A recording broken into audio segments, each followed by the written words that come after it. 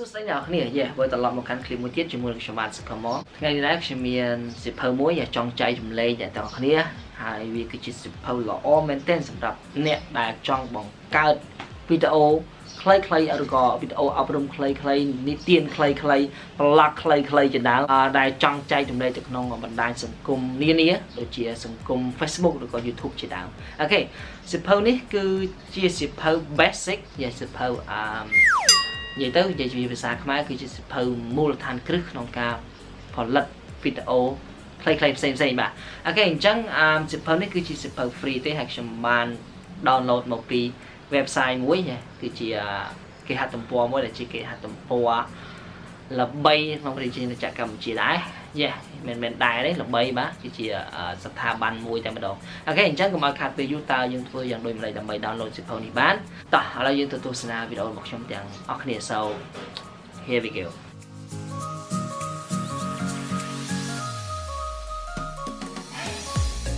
អូខេអញ្ចឹងមុននឹងចូលធ្វើការ download ខ្ញុំសូមណែនាំសិភៅនឹងសិនតើខ្ញុំបានមកពីណាអូខេហើយខ្ញុំនឹងប្រាប់ពី download តាមក្រោយអូខេអញ្ចឹងសិភៅនេះដែរខ្ញុំបានមកពីគេហទំព័រមួយដែលមានឈ្មោះថា Development Innovation Cambodia ដែលជាផ្នែកមួយនៃអង្គការ USAID ឬក៏លោកគ្នាអាចហៅថា UNICEF ទេអ្នកនរបាទអញ្ចឹងហ្នឹងអ្នកនរគឺគឺជាគម្រោងមួយរបស់ UNICEF ដែលតែងតែជួយបង្ហាត់បង្រៀនទៅដល់ប្រជាជនកម្ពុជាយើងឬក៏និស្សិតដែលចង់រៀនខាង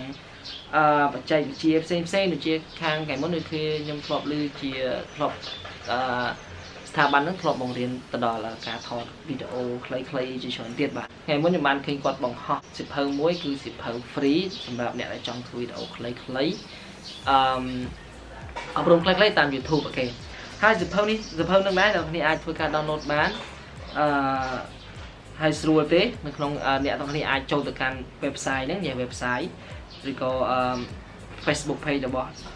Development Innovation of Cambodia អ្នកនរអាចចូលធ្វើការ search នៅក្នុងហ្នឹងមក search នៅក្នុង Facebook យើងអាចរកឃើញតែម្ដងអូខេហើយមួយទៀតខ្ញុំចង់ review សិភៅហ្នឹងបន្តិចសិភៅហ្នឹងគឺវាមានតែ17ទំព័រទេដោយសារវាជាសិភៅ basic ចឹងវាគេអត់សម្បរិយាយច្រើនទេអ្នកនរគឺខ្លីៗមែនតើអូខេហើយបញ្ជាក់ទីវីដេអូហ្នឹងគឺវាមានវីដេអូអ្នកនរសិភៅហ្នឹងគឺ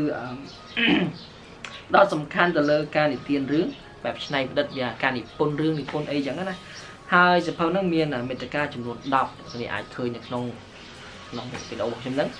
មានតាហេតុអ្វីយើងត្រូវធ្វើវីដេអូស្វែងយល់ពីអ្នកមើលអញ្ចឹងវាសំខាន់វាដូចជា YouTube ចឹងយើងត្រូវស្វែងយល់ពីអ្នកមើលជាដើមជាសាររឿងយើងផលិតរឿងយ៉ាងដូចម្ដេចមានវីដេអូwork pop អីជាដើមការសម្ភាសការធ្វើប្រូជាការនិទានជាការថតវីដេអូហើយនិងការកាត់តវីដេអូមានប្រាប់អត់ច្រើនទេបើសិនជាយើងចង់បង្កើតវីដេអូលក្ខណៈជានិទានរឿងក៏បានដែរនេះអាចមើល basic វីដេអូហ្នឹងbasic ឬ basic ហ្នឹងមើលទៅយើងអាចទទួលបានចំណុចច្រើនដែរមិនមែនលំឯងបានផងនេះហើយទី9គឺទី9នេះអ្នកដែលចូលចិត្តថតវីដេអូអ្នកដែលចូលចិត្តថតអត់ចូលចិត្តដើរតួតែចូលចិត្តថតអញ្ចឹងវាត្រូវម៉ាច់តែម្ដងកន្លែងសិភៅនេះវាប្រាប់មានប្លង់ប្រភេទប្លង់ថតទេសម្រាប់ខ្ញុំមិនទាន់ដឹងថាខ្ញុំថតប្លង់អីទេអត់ដឹងសោះមកចាថតទេហងៃតនេថតអូខេសម្រាប់ប្លង់វិញគឺមានប្លង់ប្លង់ cadel ដែរអ្នកនេះតោះឥឡូវមានប្លង់ rule sheet មានប្លង់ឲ្យច្រើនឥឡូវខ្ញុំអត់ride up ច្រើនទេអ្នកនរអាចទៅ download បាន